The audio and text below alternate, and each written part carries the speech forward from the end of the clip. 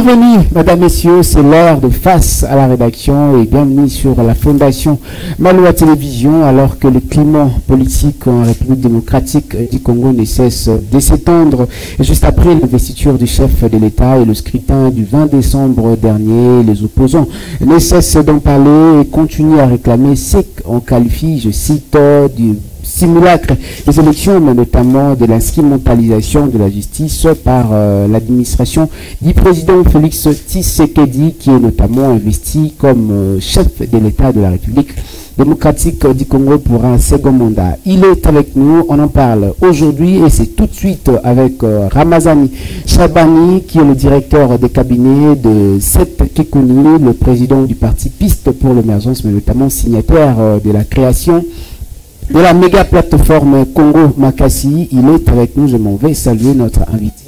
Bonjour. Bonjour monsieur. Et bienvenue donc Face à la rédaction. Merci beaucoup. Merci beaucoup. Accompagné de Rite Dinonzei et Alain Goma, nous allons partager sur ces plateaux cette grande émission. Je vous salue, chers journalistes. Bonjour Elvis. Bonjour, merci beaucoup. D'entrée de jeu, déjà, ça dit beaucoup. La première thématique, l'opposition congolaise, est-ce que c'est dans un état, plutôt c'est dans un état de santé médiocre ou c'est ça tombe, sa disparition? On se pose des questions comme d'observateurs, c'est notre première thématique. On suit d'abord cet élément et après on se retrouve tout juste après pour la première question. On y va.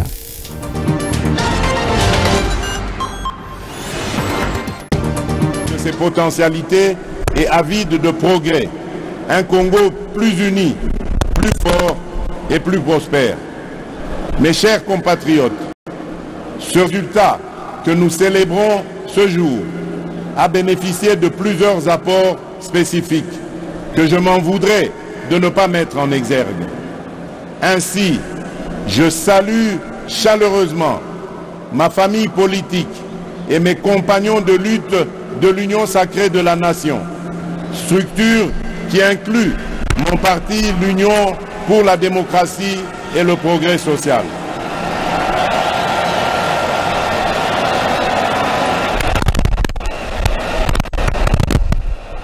Je salue tout autant les candidats à l'élection présidentielle qui se sont désistés en ma faveur, les diverses organisations politiques alliées et celles de la société civile qui se sont mobilisées autour du projet que je porte pour notre nation. Chacun a fait sa part et ma reconnaissance va à vous tous.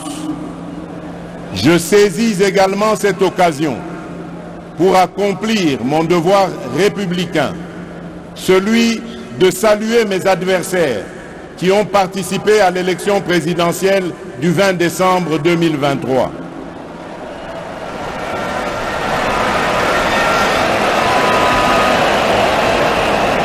Ne dit-on pas que plus le combat est dur, plus la victoire est belle?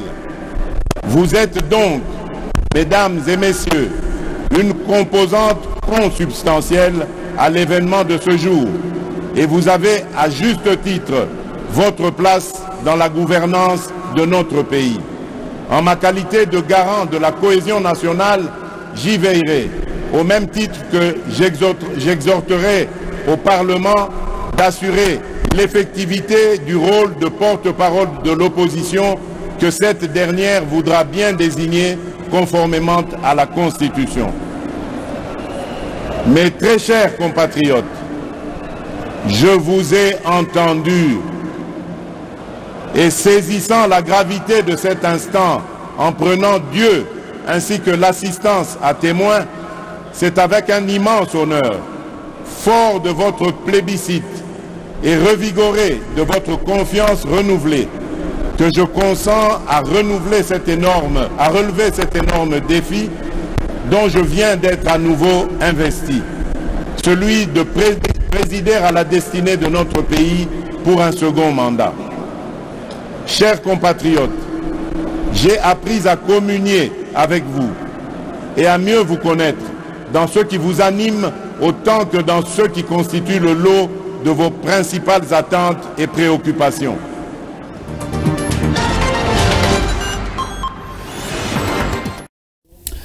L'opposition congolaise en état de santé médiocre, où c'est ça, notamment ça s'attend vers sa disparition, c'est la question qu'on se pose. Notre première thématique va notamment analyser et puis poser la question à notre invité sur ce plateau. Je m'en vais d'abord pour la première question.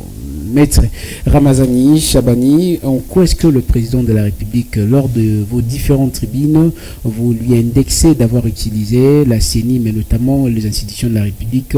En quoi est-ce que le chef de l'État a plutôt indûment utilisé cette CENI aux fins de sa famille politique?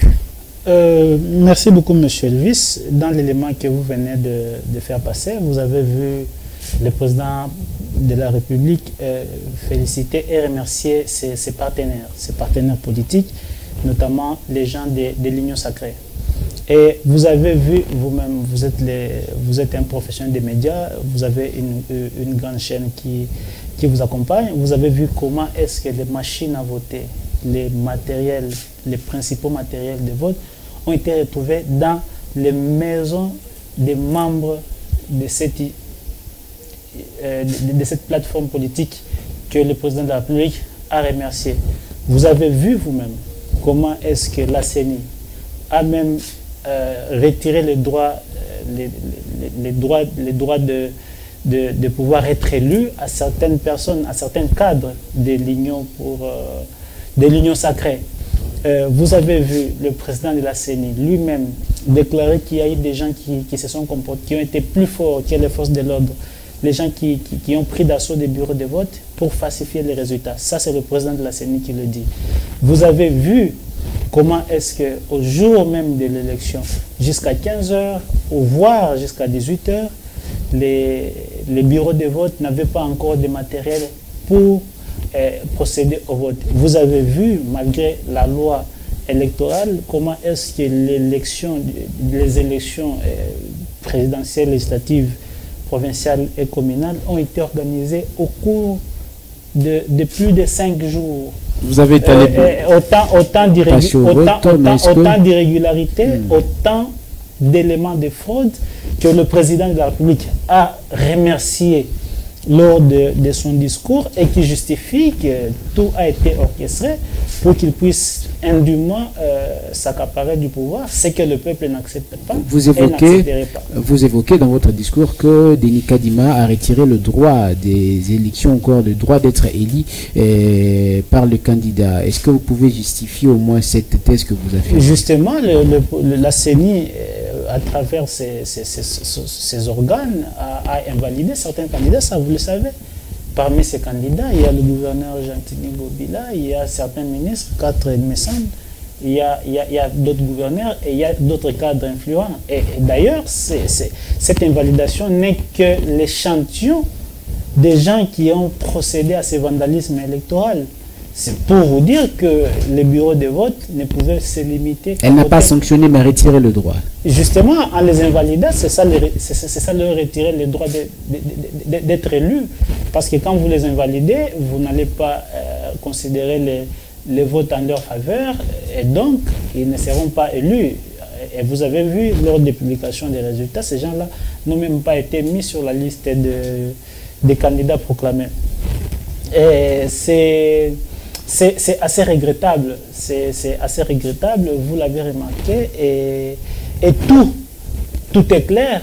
Tout est clair parce que les machines à voter ne pouvaient pas, les machines à voter des personnes qui ont été impliquées dans cette faute ne pouvaient se limiter qu'à voter les seules personnes, c'est-à-dire à voter le seul député national. Il y a eu des bulletins uniques qui votent en même temps le président de la République, les députés nationaux, les députés provinciaux et les conseils communaux. En invalidant ces personnes-là, si on pouvait être dans une communauté juste, dans une organisation juste, sincère et honnête, on devait aussi annuler les voix proportionnelles attribuées au président de la République.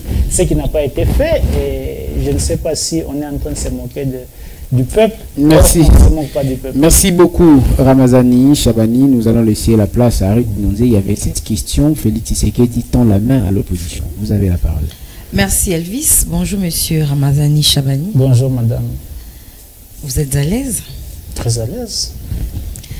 Monsieur Ramazani Chabani, dès le dépôt de candidature de Félix Tshisekedi, on vous a vu déposer une requête pour solliciter l'annulation de sa candidature suite à un prénom qu'il a ajouté. En quoi cela vous a gêné? Cela ne nous a pas gêné à titre personnel, mais cela a gêné la loi. Or, nous ne devons pas être dans une communauté où il y a des gens qui se sentent supérieurs à la loi. Il y a, en 2018, c'était une autre personne. Nous avons estimé que le prénom ajouté sans pouvoir procéder à la régularité légale constituait une faute. Et cela pouvait être considéré que c'était une autre personne. Mais on ne peut pas rentrer dans ces débats-là parce que la Cour constitutionnelle s'était prononcée en ces moments-là. Et en tant que démocrate, parce qu'on croyait à notre lutte, on croyait au pouvoir du peuple, nous nous sommes laissés incliner face à cette décision. La seule décision à laquelle on saura s'incliner, c'est l'aventure de la publication des résultats frauduleux. Résultats que vous appelez frauduleux alors que le président de la République a été largement voté. Les résultats publiés par la CENI démontrent la victoire de Félix Tshisekedi qui prédomine d'ailleurs sur d'autres candidats, notamment le vôtre de l'opposition, Seth Kikouni, Moïse Katumbi, que vous avez soutenu. Je viens de le démontrer ici que les résultats tels que proclamés ne sont pas une manifestation de la volonté populaire. C'est une nomination de la CENI et de ses organes, tout simplement parce que on ne peut pas considérer que ces résultats soient sincères dès lors qu'il y a plus de la moitié de la population qui a été empêchée volontairement d'aller voter par des manœuvres qui sont connues et qui sont claires, notamment le fait pour la CENI, malgré la loi, parce que la loi électorale précise très bien que la CENI doit disponibiliser les matériels de vote au plus tard 48 heures avant le jour des élections dans les bureaux de vote. Ce qui n'a pas été fait, ce qui a conduit la CENI à organiser les élections jusqu'à 15 heures. À partir de 15 heures, il y a des bureaux qui n'étaient pas encore ouverts, ça c'est de 1. De 2, malgré le fait d'avoir privé une grande partie de la population de son droit de vote, la CENI a distribué des machines à voter et même des codes aux partisans du pouvoir pour faire élire le président de la République. Et la CENI l'a même reconnu à travers des sanctions par échantillon qu'il a donné à certaines personnes qu'elle-même a voulu désigner. La CENI l'a encore réclamé, l'a encore reconnu à travers les déclarations de son président qui a dit, comme je l'ai cité ici, qu'il y a des gens qui ont pris d'assaut les bureaux de vote sans procéder aux sanctions irrélatives. Donc, nous ne pouvons pas considérer que ces résultats-là reflètent la volonté du peuple. Par contre, ces résultats reflètent la volonté d'une certaine tranche du pouvoir en place et corroborée par leur CENI, et le peuple ne pourra pas faire passer ça. Monsieur Ramazani Chabani, il y a eu des missions d'observation qui ont accompagné le déroulement du vote. Que pensez-vous lorsque le centre Carter affirme que les élections se sont bien déroulées en dépit de quelques irrégularités? Déjà, quand on dit qu'il y a eu des irrégularités, ça veut dire que les élections ne se sont pas bien déroulées. Mais tout est humain, il ne manque pas d'imperfection. Il n'y a jamais eu des élections parfaites, même en dehors de la RDC. Madame, il faut savoir que dans la vie, il y a des imperfections acceptables et des imperfections non acceptables.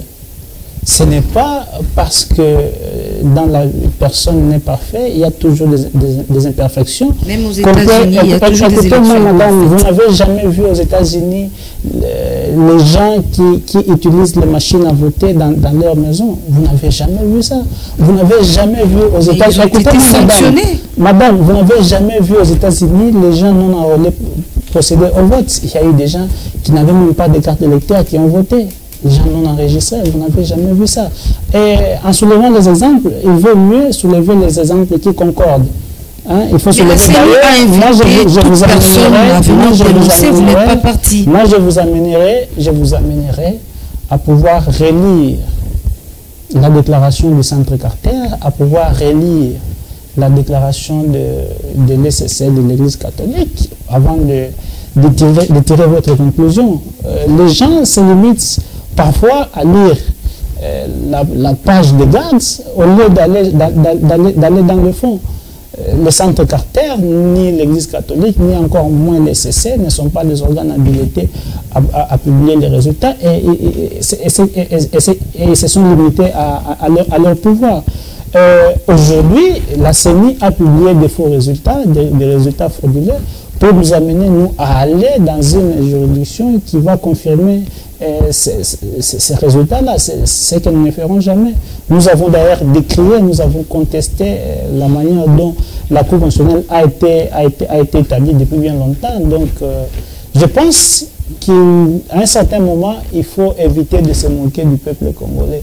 Ces résultats-là, c'est tout simplement une moquerie à la volonté du peuple congolais et le peuple n'acceptera pas ça. Kasselan Etienne, Félix Tshisekedi a été investi. Dans son discours d'investiture, il a tendu la main à l'opposition. Quelle a été votre réaction?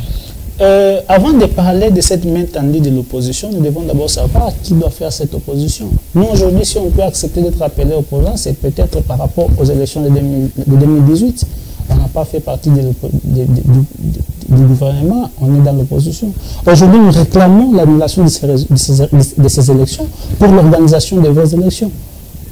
S'il tend la main vers l'opposition, qu'il attende d'être élu avant d'étendre cette main-là. Il a été élu avec 73%, écoutez, vous avez suivi la confirmation des résultats par la Cour constitutionnelle. Les 73% dont vous faites allusion, c'est une farce, c'est une blague. Et nous ne considérons pas ça comme les résultats. Et l'ambiance qui a régné lors de l'annonce de ces résultats ne vous inspire rien? Madame, la population était en liesse, la ville était calme, les résultats étaient annoncés pendant la journée, chose qui n'a jamais été faite. La population était en liesse où? Parce que nous dans vivons... les rues de Kinshasa, dans les rues de la capitale. Nous vivons aussi à Kinshasa. Je n'ai pas vu votre chaîne faire passer un élément de tout Kinshasa où on a vu cette population en liesse. Moi, par contre, je suis sorti le jour de la publication des résultats, j'ai vu la tristesse dans les yeux de la population. Écoutez-moi, il ne faut pas comparer un groupe d'amis qui s'élève et qui essaie de faire du bruit et dire que c'est ça la population. Vous êtes des journalistes professionnels. Avant de considérer que c'est la population, procédez d'abord par les statistiques. Demandez-vous la vie de Kinshasa, compte combien de personnes et combien de personnes ont manifesté cette joie-là. Il ne faut pas considérer que dans une communauté de plus de 5 millions d'habitants, il y a 50 personnes qui s'élèvent et qui font des tapages par-ci par-là et vous considérez que c'est ça la population. Il ne faut pas considérer que les gens qui ont été amenés au stade de martyrs, dont la plupart ont été payés. Et nous avons vu, vous avez vu. Écoutez, madame, ça c'est un faux débat. Ça, c'est un faux débat.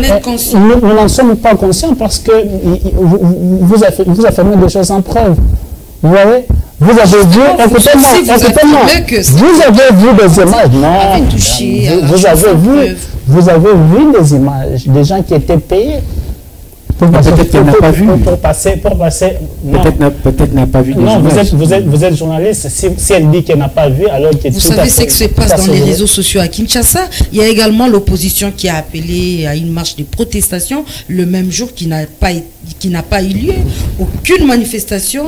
Cela ne vous remet pas dans une peau de frustration. L'opposition, d'abord, je vais commencer par vous dire que l'opposition n'a jamais appelé à une marche des protestations le 20 décembre. Parmi les candidats à la présidentielle, parmi les candidats malheureux, il y en a eu quelques-uns qui ont appelé la population dans la rue pour protester l'investiture du président de la République. Madame, mais personne n'est sorti. Est-ce une honte pour l'opposition? Madame, on m'a présenté comme directeur de cabinet du président Sekikone, qui est un cadre très influent au sein de cette opposition. Je peux aussi me considérer que je suis aussi un cadre assez influent au sein de cette opposition. J'ai toutes les informations et aucune ne m'échappe.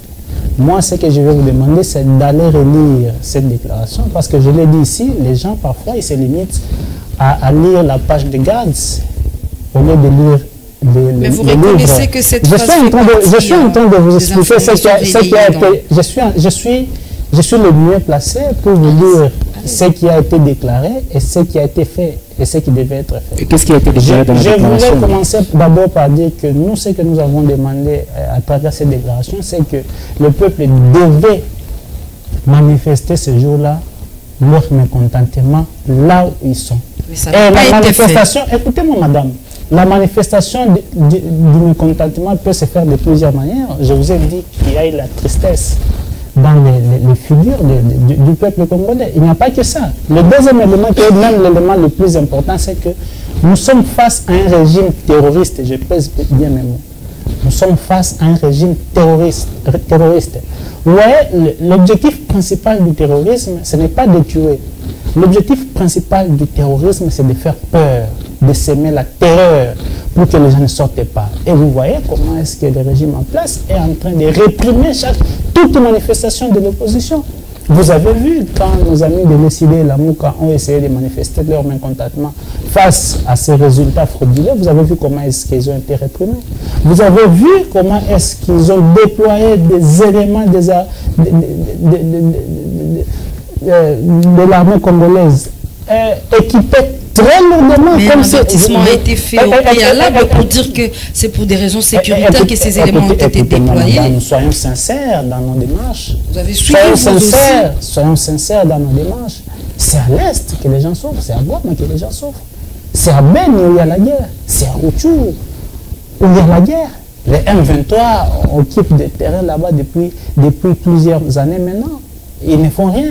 Ce n'est pas à Lubumbashi, ce n'est pas à Kalemi où il y a la guerre.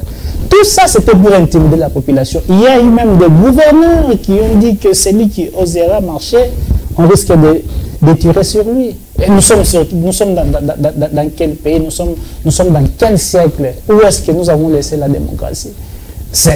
On a fait peur au peuple pour ne pas manifester. S'ils disent aujourd'hui que nous ne sommes pas capables de les mobiliser, qu'ils nous laissent manifester notre mécontentement. Ils vont voir la colère du peuple. Ils vont voir comment est-ce que le peuple va sortir. Mais malgré tout ce qu'ils sont en train de faire, moi je dois vous dire que ça ne durera pas longtemps. Le peuple est en train de prendre ses dispositions et l'article 64 sera appliqué, ne vous en faites pas. Évoluons, M. Ramazani Chabani. Dernière question. Dernière question. Ce n'est pas un premier appel que l'opposition a lancé après la réélection de Félix Tshisekedi, mais tous ces appels n'ont pas un impact réel. Pensez-vous que l'opposition s'est affaiblie pendant ce deuxième mandat de Félix Tshisekedi? D'abord, parler de l'opposition... En général, parce qu'il y a quelques candidats, quelques têtes d'affiche qui... autrefois lancer des appels et on voyait la mobilisation de la population, mais cette fois-ci on lance un appel et l'appel accouche d'une souris sans succès. Cela ne vous interpelle pas que l'opposition devient affaiblie pendant ce deuxième quinquennat de Félix Tshisekedi? Si vous utilisez le terme opposition pour nous désigner, j'aimerais vous dire que nous sommes plus forts qu'avant. Nous sommes encore plus motivés. Quels sont les indices qui les prouvent? Je suis en train de vous répondre. Vous m'avez posé la question. Laissez-moi le temps de développer mes éléments de réponse. Aujourd'hui, le peuple, c'est le peuple qui souffre. Ce n'est pas l'opposition. Ce que le gouvernement est en train de faire, c'est fragiliser le peuple congolais. Nous, l'opposition, nous sommes très à l'aise. Nous sommes très bien installés. Nous sommes encore plus motivés. Le gouvernement est en train d'intimider la population, il est en train de terroriser la population. Nous, quand nous faisons nos appels aux manifestations, le peuple est prêt pour manifester. Mais lorsque c'est sans succès, cela ne vous interpelle-t-il pas? Dans une ville comme Lubumbashi, où le gouvernement a déployé plus d'éléments d'armée que la population, ça veut dire qu'une personne pouvait avoir au moins 3 militaires lourdement armés qui l'interdisent de sortir. Que ferez-vous si c'était vous? Qu'est-ce que vous auriez fait? Écoutez, tout ce que nous demandons, c'est que le gouvernement cesse sa terreur. Nous sommes dans un pays démocratique. Chacun doit manifester son mécontentement, chacun doit manifester sa joie. La liberté d'expression, la liberté d'opinion et même la liberté des choix du parti politique ou même du combat politique sont assurés par la Constitution. Que le régime n'ait pas peur. Si le peuple a décidé que c'est lui, alors qu'il nous laisse. Aujourd'hui, vous allez dire que nous sommes plus affaiblis. Je vais entrer même dans les domaines de sécurité. Si aujourd'hui le président était populaire, même ici à Kinshasa, le premier signe de voir que le dirigeant est populaire, vous allez le remarquer même dans sa ceinture de sécurité. Aujourd'hui, le président de la République est sécurisé comme s'il était à Rutshuru.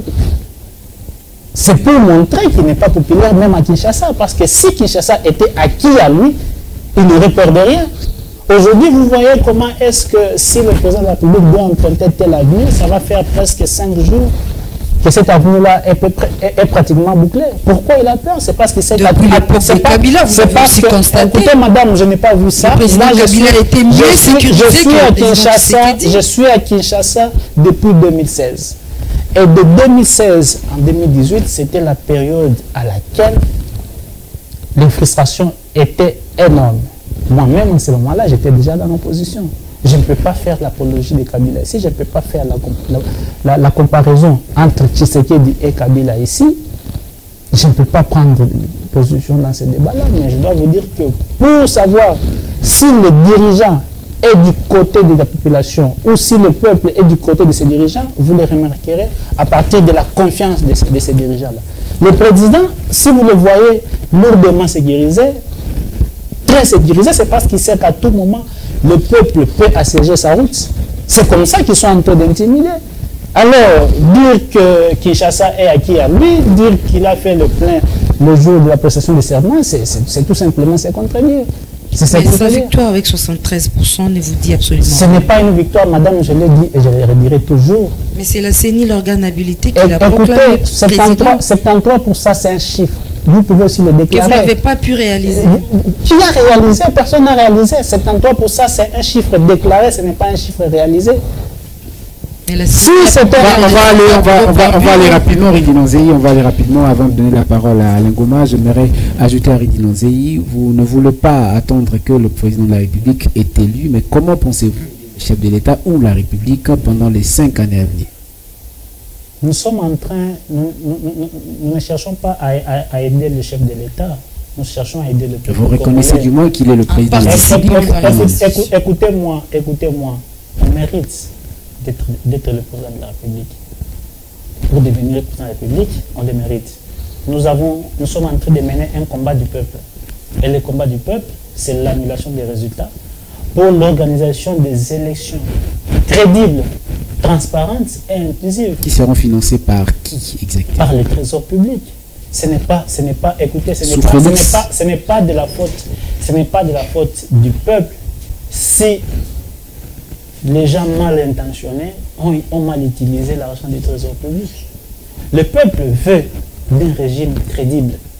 Le peuple veut d'un régime légitime. Nous devons avoir des institutions légitimes.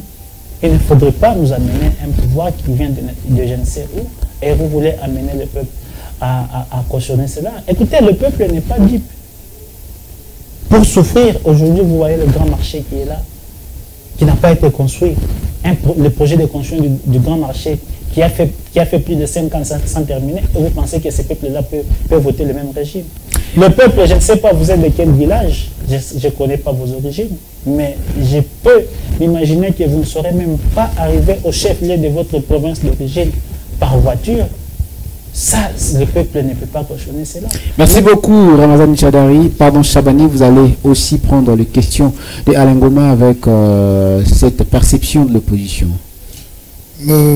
Monsieur Ramazani, bonjour. Bonjour, monsieur Alain. Je vous ai suivi minutieusement, mais apparemment, vous restez dans cette logique de l'opposition qui n'attaque que le pouvoir, même si ça a le mieux, vous ne faites que voir la bête noire. Cette même CENI que vous décriez aujourd'hui a accepté la candidature de votre candidat, permettez-moi la tautologie, que vous avez accompagné aux élections. Aujourd'hui que vous n'avez pas gagné les élections, la CENI devient corrompue? Écoutez, vous devez d'abord savoir que ce n'est pas la CENI qui a accepté la candidature du président Sekikouni, mais encore moins du président Moïse Katumbi. Je parle de Katumbi. Je suis en train de vous répondre. Oui. Les candidatures ont été conformes selon la loi. La CENI ne fait pas ses lois. La CENI n'est qu'un organe d'organisation chargé de l'organisation des élections. Ce n'est pas la CENI qui donne les règles. Ce n'est pas la CENI qui valide qui elle veut, et qui publie élu qui elle veut. La CENI, c'est le travailleur du peuple. Mais on lui a seulement conféré le statut d'institution d'appui à la démocratie. C'est ça même le rôle de la CENI. Elle est une institution d'appui à la démocratie. Et son appui à la démocratie consiste à l'organisation des élections libres, crédibles, transparentes et inclusives. Vous ne pouvez pas me dire que c'est un cadeau pour Moïse Katumbi de pouvoir être candidat alors qu'il est congolais, connu et reconnu. Vous ne pouvez pas me dire que c'est un cadeau pour ceux qui Sekikouni d'être candidat. La CENI n'est pas un organe du président Tshisekedi, ni encore moins de l'Union sacrée. C'est ça que les gens ne devraient pas oublier. Mais personne ne dit que la CENI leur appartenait. C'est vrai que vous venez de dire que la CENI est là pour accompagner. Mais dans l'opinion aussi, on s'est dit, vous avez plus pris le temps à revendiquer. Nous ne voulons pas de ce bureau de Kadima, nous ne voulons pas de tel de X ou Y personnes à la CENI, alors que vos adversaires politiques s'est préparé. Et vous avez vous-même préparé votre échec en passant le temps en revendiquant telle ou telle autre chose, au lieu de vous préparer pour... Nous n'avons pas préparé l'échec, sinon nous avons battu campagne plus que le régime en place. Nous sommes arrivés là où celui qui a utilisé les moyens de l'État n'a pas pu arriver. Vous avez fait, en parlant de cela, juste je vous mets de l'eau dans la bouche, vous avez fait combien de provinces sur le 26? Nous avons fait presque toutes les provinces d'ailleurs. Parce qu'il faut savoir que la campagne électorale n'est pas la tête du candidat. Même si le candidat le voulait, il ne pouvait pas aller partout. Nous avons battu campagne dans chaque territoire de la République démocratique du Congo et même à l'étranger. Nous avons eu des fédérations qui ont été très efficaces. Que ce soit nous, des pistes pour l'émergence, que ce soit Ensemble, que ce soit LGD. Nous avons battu campagne dans les 26 provinces. Dans tous les territoires, dans tous les villages, nous avons battu campagne. Écoutez, c'est quand même inquiétant. C'est quand même inquiétant d'estimer que nous sommes en train de nous acharner à la CENI, mais il faut savoir, vous êtes Congolais comme moi, et chez nous on dit ce que monde qui est là, tout le monde qui nous peut tomber là. On savait que la nomination de la composition de la CENI était une composition non crédible. On voyait que c'était l'organisation de la fraude d'avance. Nous avons vu que la composition de la rue Rochonel ne faisait pas preuve de la crédibilité. Nous l'avons dénoncé. Et aujourd'hui, que ce que nous avons prophétisé est arrivé, nous ne pouvons pas nous empêcher de dénoncer et de réclamer les droits du peuple congolais. Nous ne pouvons pas abandonner le peuple congolais, et surtout pas à cet instant. Vous pensez que de la manière dont vous vous êtes organisé pour accompagner Moïse Katumbi dans les élections, vous pouvez aussi vous réorganiser pour essayer de faire le contrepoids du pouvoir? Parce que à l'heure actuelle, Félix Tshisekedi commence son second mandat le 29. Donc au début de la semaine qui commence, les mandats de députés doivent être validés. Donc il y a un second mandat qui commence. Est-ce que vous allez vous restructurer ou chacun, comme vous étiez ensemble, que chacun pourra retourner chez lui et chercher à mener le combat seul, ou vous allez toujours faire foi à la personne de Katumbi? Écoutez, nous déjà, c'est au pouvoir d'essayer de faire le contrepoids. Comment ça? Parce que nous sommes du côté de la population et le peuple, c'est lui qui est majoritaire. Ça, mais tout le monde parle au nom du peuple. Écoutez-moi, les preuves sont tangibles en fait. Les preuves sont tangibles. je l'ai développé au début de votre émission. Des deux, il faut savoir que nous, Pistes pour l'émergence, nous sommes un parti politique indépendant. Nous avons eu une coalition de forces et de luttes, et cette lutte continue encore dans le sens de la réclamation de la volonté populaire. Nous ne sommes pas une sous-branche d'Ensemble. Ensemble n'est pas une sous-branche des Pistes pour l'émergence. Nous sommes des partenaires politiques et nous évoluons encore en tant que tels. Vous évoluez encore en tant que tel. Une dernière question. À l'allure où vont les choses, nous sentons que l'opposition est en perte de vitesse aujourd'hui. Ma consoeur venait de le dire, vous avez lancé des appels, bien que vous vous êtes défendu en disant que chacun devait revendiquer dans son coin. Êtes-vous sûr en ce jour ?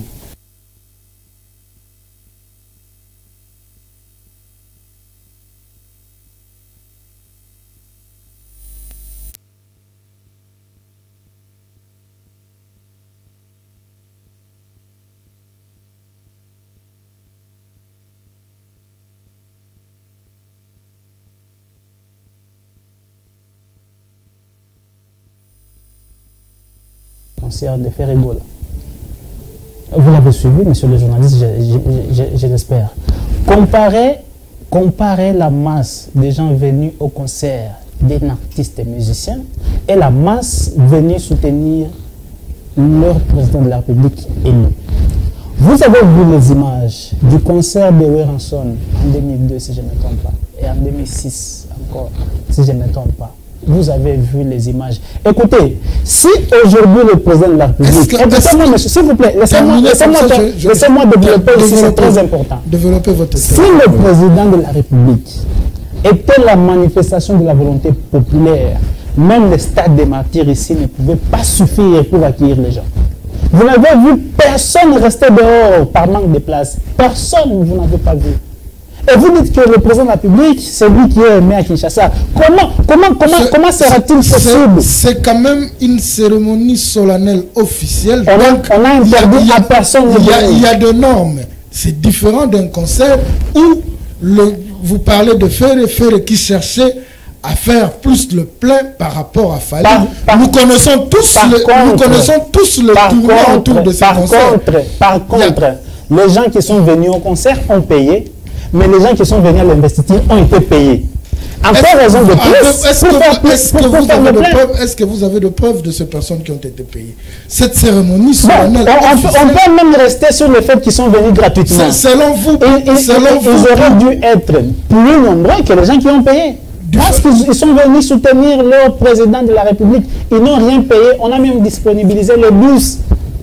Est-ce que ce stade-là n'était pas plein? Non, je vous dis que le stade n'était pas plein. Parce que déjà, vous avez vu que lors des différents concerts, il y a eu les gens même sur la pelouse. Mais est-ce qu'on peut mettre les gens sur la pelouse parce qu'on avait des visiteurs? Si on n'a pas mis les gens sur la pelouse, alors les gens qui auraient dû être sur la pelouse devaient être dehors. Moi, j'étais là au stade de Martyrs ce jour-là, je vais vous dire. Moi, j'habite Lingwala, juste à côté.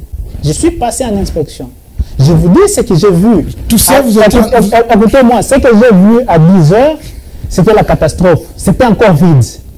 Et c'est comme ça que les ténors de l'Union sacrée ont encore réactivé.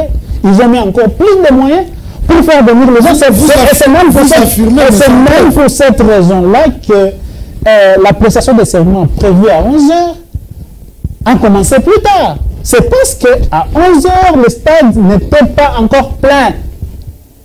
Il fallait payer les gens. Monsieur Ramazani est parti aussi assister à l'investiture du chef de l'État. Je ne suis pas parti assister à l'investiture, je suis passé faire l'inspection. En tant que Congolais, non. Parce que je ne voulais pas prendre le risque que vous m'opposiez une popularité virtuelle. Je devais être là, faire le constat. Et j'ai fait le constat. Pour qu'ensuite venir nous étaler sur la télévision le faille de l'organisation. Justement. Est-ce qu'il y a une... L'objectif, ce n'était pas de venir vous étaler les failles de l'organisation. L'objectif, c'était de constater si effectivement le président de la République était devenu populaire malgré la tricherie. Mais à mon arrivée, le constat était le même. Le 73%, c'est pour tout. C'est un chiffre qui a été déclaré. Vous pouvez même dire 83%. Si vous étiez le président de la CENI, vous pouvez même dire, c'est pour moi, je peux dire, écoutez, ces 73%-là n'est qu'un chiffre qui ne nous intéresse pas. C'est pas ça le résultat. C'est une déclaration. Si ce n'est pas ça le résultat, vous avez quel résultat alors? Nous avons les résultats de la fraude. Et cette fraude doit être annulée pour organiser les vraies élections. Merci beaucoup. C'est avec cette note de Alain Goma que je vais ravir la parole. Justement, avant de vous poser cette question, pardon, avant de prendre cet élément, je vous pose cette question. L'UDPS est sous Tshisekedi, le père, c'est-à-dire Etienne Tshisekedi, passant par la Mouka et jusqu'à l'avènement des Congo Makassi. Comment diagnostiquez-vous et l'opposition et la classe politique congolaise? Le diagnostic à faire est que d'abord, avant les élections de 2023, l'opposition était saturée. Saturée par ces groupes de l'UDPS qui n'étaient pas appelés en principe à gérer le pays. Et quand ils ont eu leur pouvoir indu de 2018, on a vu que l'opposition commençait à avoir encore un peu plus de maturité. Vous êtes en train de le constater chaque jour.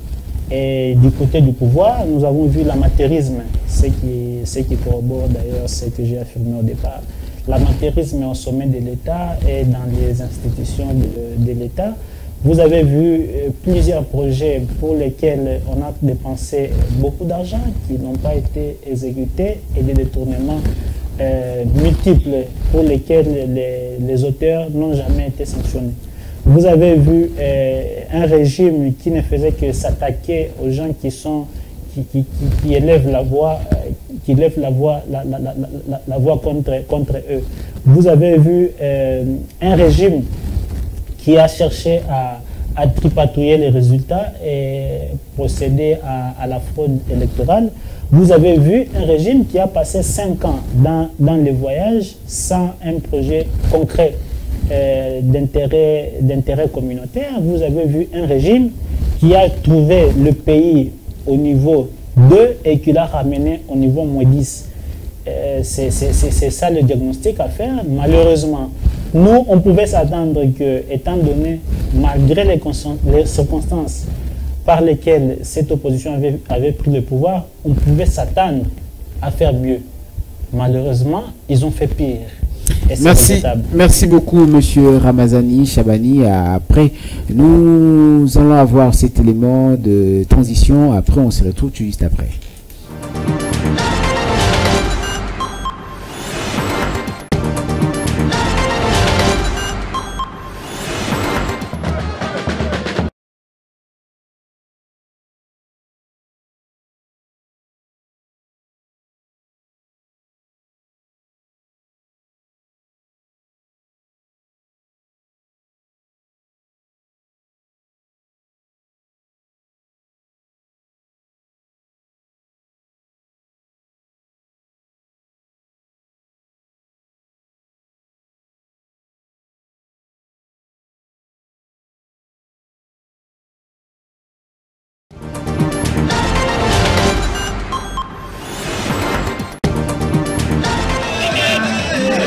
Malgré l'autorisation accordée par le gouverneur de la ville de Kinshasa à l'opposition de tenir la marche de ce samedi, cette dernière a fait le point après cette manifestation. Elle accuse le gouverneur de Kinshasa d'avoir utilisé la police pour empêcher les opposants à marcher. La vie chère, l'insécurité et les processus électoraux chaotiques, voilà les différentes revendications brandies par ces opposants. Dans un pays où il y a une constitution, où il y a des lois de la République, et que quelqu'un se mette au-dessus et de la constitution et des lois libres, ça n'existe pas. Rappelons que parallèlement, une autre marche a été organisée par les jeunes du parti au pouvoir. Cette autre manifestation a aussi été autorisée par le gouverneur de la ville de Kinshasa sur l'avenue de l'université. Sur le lieu, une colonne des partisans au pouvoir a été aperçue. Net toza awa toye na marche ya jeunesse et UDPS. Ngamoko, le responsable numéro 1, il y a Ligue de jeunes il y a eu des PCMO en bas, docteur Boni Kalonga, Toye Mobondo, pour Toya soutenir la FRDC, pour Toya soutenir le chef de l'État, pour Toya soutenir l'institution Yambo Canabiso, et puis Toya Bisabatino surtout que l'élection Kozala. Ces jeunes du pouvoir en place ont manifesté leur engouement à l'appel lancé par le présidium de la jeunesse du parti au pouvoir. Rappelons qu'après cette manifestation, l'hôtel de ville de Kinshasa a fait savoir qu'il y a eu plusieurs actes de vandalisme des services publics, notamment des commissariats de la police, des bureaux des quartiers ont été posés dans la commune d'Engaba. De leur côté, ces opposants ont affirmé qu'ils vont maintenir la pression sur le pouvoir en place. Ils ont annoncé l'organisation d'un sit-in devant le bureau de la CENI pour la semaine prochaine.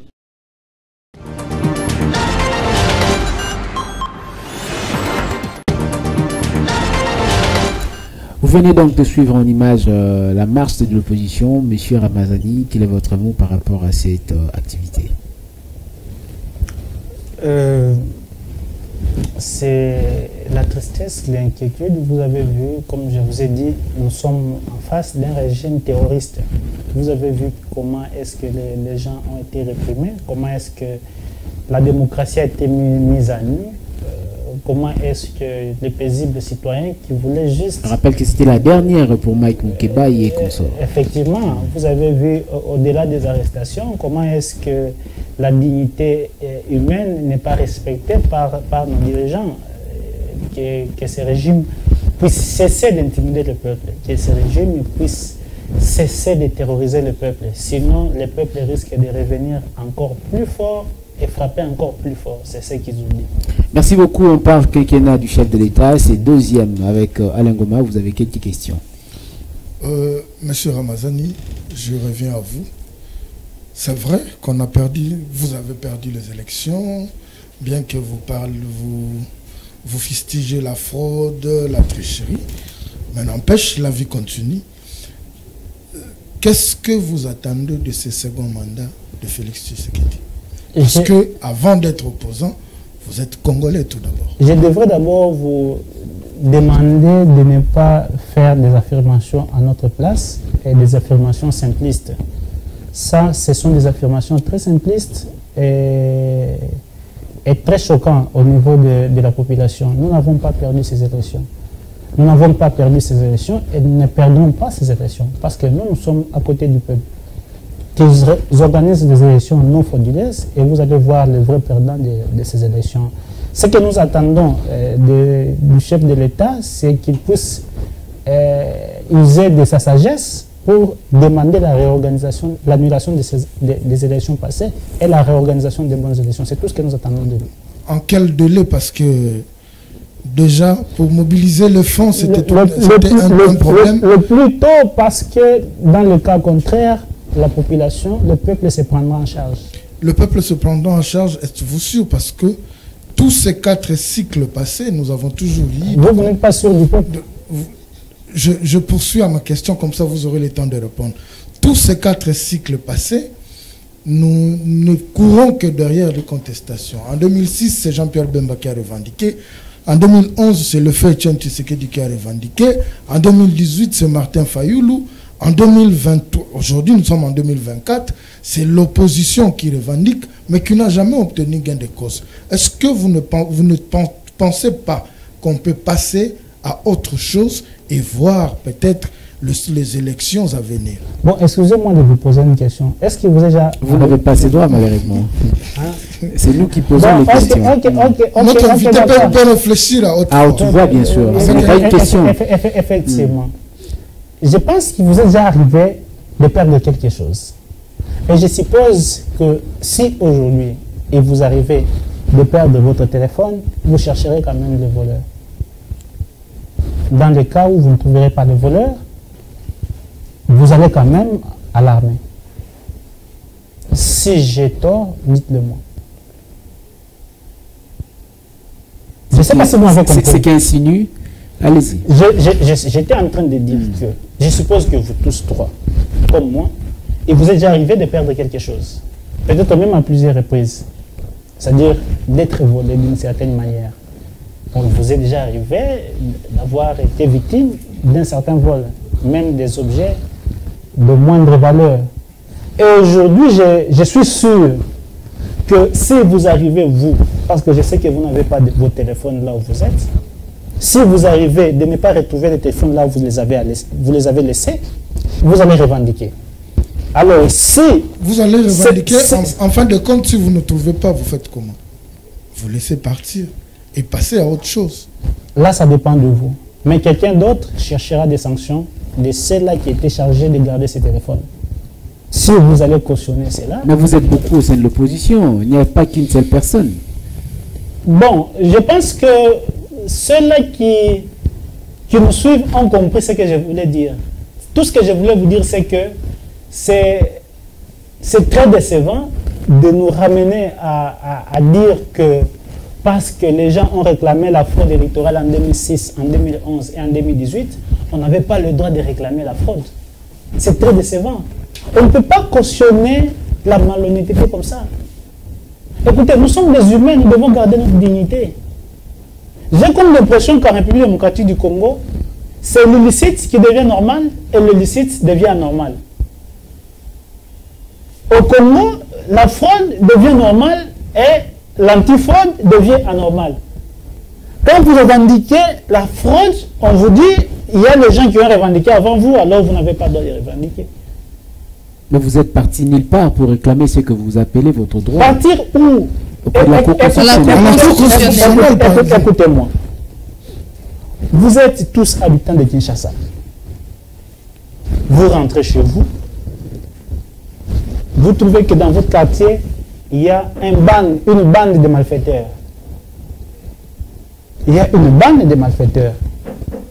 Et parmi les membres de cette bande-là, il y a des gens qui sont venus vous ravir tout ce que vous avez. Et vous, pour réclamer, vous dites, bon, je vais aller réclamer auprès de son chef. Vous trouvez ça normal? Ou aller réclamer auprès de ses amis? Vous trouvez ça normal? Quel est le résultat que vous obtiendrez? Nous vous avons dit qu'il y a toute une machine qui a été organisée pour frauder les élections. Cette machine-là comprenait le gouvernement. Cette machine-là comprenait la CENI.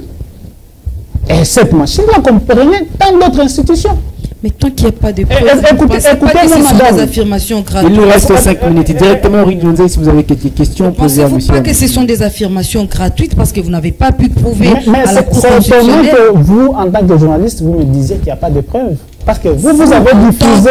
Vous avez... processus électoral, vous avez été candidat à la présidentielle, mais vous n'avez pas pu prouver réellement qu'il y a eu des fraudes. La Cour, c'était une partie du puzzle qui n'avait pour objectif que constituer... Pourquoi ces préjugés? C'est cette même Cour qui a confirmé la candidature de votre candidat. Je l'ai initié ici par un exemple. Et j'ai dit que si vous avez été volé par une bande de voleurs, vous n'allez pas revendiquer votre droit au sein de la même bande. Vous allez chercher les gens ou l'organe qui a plus de pouvoir que la bande. Et ici, celui qui a plus de pouvoir que cette bande, ce n'est que le peuple. Et c'est comme ça que nous nous recourons auprès du peuple, ce peuple-là qui nous a élus, et ce peuple-là qui était prêt à nous élire. On prend rapidement cet élément et on va parler notamment de votre parti Piste pour l'émergence juste après cet élément rapidement.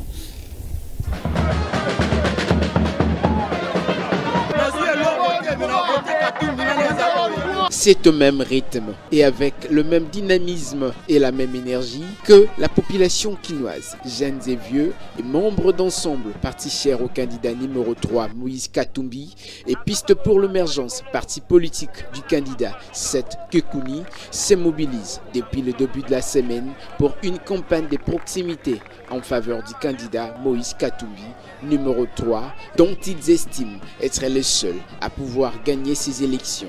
L'objectif, c'est de toucher chaque quartier de la capitale, une démonstration de force. L'objectif, c'est de toucher chaque quartier de la ville-province de Kinshasa en démontrant le choix du peuple en faveur du candidat numéro 3 aux élections qui pointent à l'horizon. Partout où il passe, une foule en liesse et derrière la masse, le peuple ne gire que par les noms de Moïse Katumbi en lui rassurant de tout leur vote.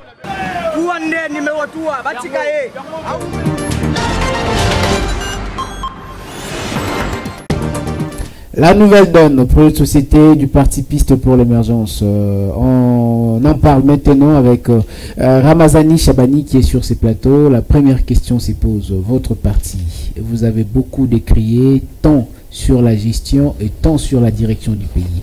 Qu'est-ce que vous proposez concrètement comme une solution idoine? Ce que le parti Piste pour l'émergence propose au pays et au peuple congolais, c'est travailler pour obtenir l'amélioration des conditions matérielles de chaque citoyen, de chaque famille et de chaque communauté. Et pour cela, nous avons d'ailleurs élaboré un projet politique qui a plusieurs axes, notamment un axe politique, un axe économique, un axe social et environnemental et un axe qui porte sur la politique étrangère. Peut-être que avec le temps, on aura le temps, vous pourrez nous faciliter de le développer encore davantage. Nous sommes un parti moderne et très ambitieux. Et notre ambition et détermination, c'est de conquérir le pouvoir et de le conserver le plus longtemps possible et surtout d'amener au peuple congolais la nouvelle donne, en fait, la nouvelle donne de gestion de la République. Les images que vous avez diffusées là m'ont rappelé d'une chose, parce que ça s'est dit, ces pistes pour l'émergence n'a rien apporté. Heureusement que ces images sont des images de la campagne électorale, pour vous dire que nous sommes présents dans tous les territoires, dans toutes les provinces de la République démocratique du Congo, et l'implantation se poursuit. Et à présent, voilà ces images. Oui. À présent, nous sommes dans la phase de l'implantation de nos fédérations, là où on ne s'était pas encore implanté dans différents territoires du pays. Et c'est comme si vous avez fait une démonstration de force lors de la campagne électorale que vous avez porté la candidature de Moïse Katumbi. Effectivement, nous n'étions pas un ralliement fantaisiste.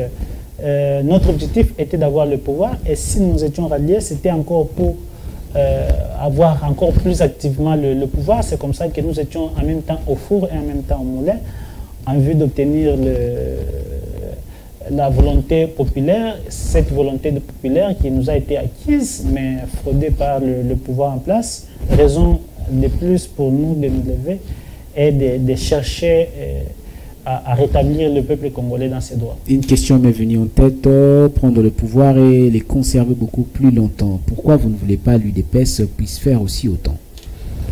Écoutez, en tant que parti politique, l'UDPS poursuit aussi le même objectif.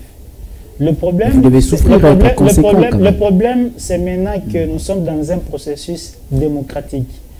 Moi, je poursuis le même objectif. Vous le président est élu au suffrage universel, une fois renouvelable. Effectivement, écoutez-moi. Je poursuis le même objectif. Vous poursuivez le même objectif. Il faut qu'il y ait un juge, et le juge, c'est le peuple congolais. Si le peuple congolais accepte de me donner moi cette chance-là, patientez votre tour. Ne trichez pas la volonté populaire. C'est ce que nous décrions. Nous ne pouvons pas empêcher au parti l'organe habilité ne vous inspire pas confiance. La CENI, bien sûr. Bon, la CENI n'a jamais inspiré confiance.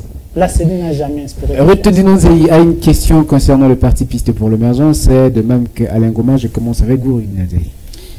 Monsieur le directeur des cabinets du président de Piste pour l'émergence, Seth Kikouni, pensez-vous qu'il est mieux de rester avec son projet de société traîné sur la table que de participer à la gestion du pays? Et si une fois Félix Tshisekedi tend la main à votre parti, vous allez accepter de travailler avec lui? Que cette main soit tendue dans l'honnêteté. Nous estimons pour le bien-être. Écoutez-moi, perdez tout, ne perdez jamais la dignité. Le peuple nous a confié la gestion du pays. Le peuple était prêt à nous confier la gestion du pays. Nous n'allons pas faire le contraire de la volonté populaire. Si le peuple ne nous avait pas fait confiance, on pouvait revoir ça. Mais aujourd'hui, nous ne sommes pas prêts à aller dans cette démarche. Pensez-vous qu'il faut servir les peuples en étant dans son bureau, concevoir un projet qui ne sera pas effectif? Nous sommes en train de servir le peuple en cherchant à leur rétablir dans ses droits. De quelle façon? C'est ça, revendiquer la volonté populaire que nous sommes en train de faire. C'est ça, servir le peuple. Nous sommes attachés au peuple. Nous sommes là où le peuple est en train de nous amener. Ils sont attachés au peuple. Alain Ngoma, une question rapidement. Monsieur Ramazani, je ne sais pas si vous serez d'accord avec moi. Revendiquer au sein des institutions et revendiquer en dehors des institutions, la portée de la voix n'a pas la même valeur. Je vais paraphraser ma consoeur qui venait de dire, si le Félix Tshisekedi vous tendait la main, je sais que d'emblée, pour dire oui ou non, ça pourrait être difficile. Mais si, je pars d'abord dans le oui, si vous acceptez un jour de travailler avec le régime en place, sur les 6 axes que Félix Tshisekedi a énumérés, par où souhaiteriez-vous qu'il puisse commencer? Écoutez-moi, d'abord j'aimerais vous dire que cette possibilité n'est pas envisageable. Parce que s'il faut rester encore quinois, je vous dirais, Balamba, Balia, la politique est dynamique. Écoutez-moi, nous savons que la politique est dynamique, mais dans le dynamisme, il faut rester honnête et garder sa dignité. Nous n'allons pas déshabiller le peuple congolais. Travailler avec Félix Tshisekedi, écoutez-moi, ce régime aura du mal à gouverner sans légitimité. Et c'est comme ça que nous les appelons à la sagesse. Parce que très bientôt, le peuple va se prendre en charge et la volonté populaire va s'exécuter, qu'ils le veulent ou pas. Merci beaucoup. C'était Ramazani Chabani. J'ai beaucoup plus l'idée de pouvoir aller avec Monsieur Ramazani Chadari. C'était un réel plaisir. Mais la dernière question avant de nous séparer. L'opposition a perdu l'élection face au président Félix Tshisekedi, qui était le président sortant. Et selon le résultat de la CENI, en quoi est-ce que le président Félix Tshisekedi est-il responsable de votre échec? Écoutez, j'ai d'abord dit que nous ne sommes pas les opposants de ce régime parce que ce régime n'a pas été élu. Et nous n'avons jamais perdu. Vous avez commencé à combattre ce régime depuis son premier quinquennat. Effectivement, depuis son premier quinquennat, on était l'opposition. Nous n'avons pas perdu ces élections. Nous n'avons pas perdu ces élections, seulement ces élections ont été fraudées. Le président, la responsabilité du président de la République en tant que candidat, elle est démise parce qu'il a mis en place une équipe, une plateforme, et cette plateforme-là est celle qui a exécuté cette fraude. Soyez concis avec la réponse, hein, s'il vous plaît. Justement, je l'ai dit, donc c'est son camp qui a exécuté la fraude. La CENI leur a laissé la voie et l'autre institution-là a validé la fraude. Je suis clair là-dessus. Merci beaucoup et merci chers téléspectateurs FM. La Fondation Maloua Télévision, allais dire, avait notamment le réel plaisir, comme nous aussi, on a ce plaisir aujourd'hui de présenter cette émission pour vous, accompagné de Alain Ngoma et Ruth Denonzei. Et c'est vraiment une immense joie et nous pensons aujourd'hui que ce serait le cas, notamment avec notre invité. Face à la rédaction, aujourd'hui prend fin et la suite au prochain numéro. Et à notre invité, merci d'être passé et bonne suite chez vous. Merci, monsieur Elvis. Au revoir.